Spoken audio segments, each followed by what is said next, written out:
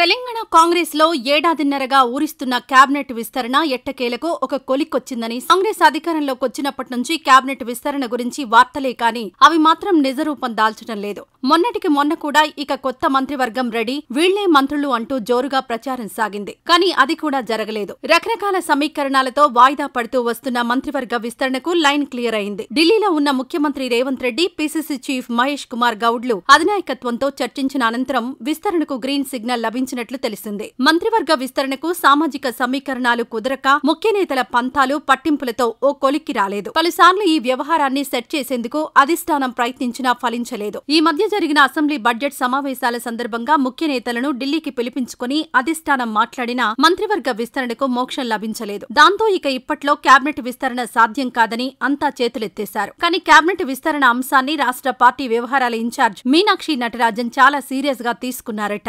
అది జరిగే వరకు హైదరాబాద్ లో అడుగు పెట్టేది లేదని ఢిల్లీలోని అధిష్టానం వద్ద గట్టి పట్టుదలతో కూర్చున్నారట. దాంతో దిగొచ్చిన అధిష్టానం మంత్రివర్గ విస్తరణకు ఒప్పుకుంది. తెలంగాణ కేబినెట్ లో మొత్తం 6 ఖాళీలుండగా అందులో ప్రస్తుతం 5ని భర్తీ చేయడానికి హైకమాండ్ అంగీకరించినట్లు తెలిసింది. ఇందులో బీసీ సామాజిక వర్గం నుంచి 2, రెడ్డి సామాజిక వర్గం నుంచి 2, ఎస్టీ సామాజిక వర్గం కింద ఒకరిని ఎంపిక చేశారని సమాచారం. బీసీ కోటాలో వాకిటి శ్రీహరి, ఆది శ్రీనివాస్ పేర్లు వినిపిస్తున్నాయి. బీసీలకు అధిక ప్రాధాన్యం ఇవ్వాలని, అందుకనుగుణంగా మంత్రివర్గంలో ఎంపిక చేయాలని కూడా అధినాయకత్వంతో రేవంత్ రెడ్డి చెప్పినట్లు తెలిసింది. రెడ్డి సామాజిక వర్గంలో సుదర్శన్ రెడ్డితో పాటు కోమటిరెడ్డి రాజగోపాల్ రెడ్డి పేరు బలంగా వినిపిస్తోంది. ఇక ఎస్టీ సామాజిక వర్గం కింద బాలు నాయక్ పేరు ఖరారయ్యే ఛాన్స్ ఉందని చెబుతున్నారు. మరొకవైపు ఎస్సీ సామాజిక వర్గం కింద గడ్డం వివేక్ పేరు కూడా పరిశీలనలో ఉంది. హైదరాబాద్, రంగారెడ్డి ప్రాంతాలకు కూడా కేబినెట్ లో ప్రాతినిధ్యం కల్పించాలన్న డిమాండ్ ఎక్కువగా వినిపిస్తోంది. దీనిపై ఇంకా ఎలాంటి స్పష్టత లేదు. మొత్తానికి ఈసారి మాత్రం కేబినెట్ విస్తరణ పక్కా అని సమాచారం.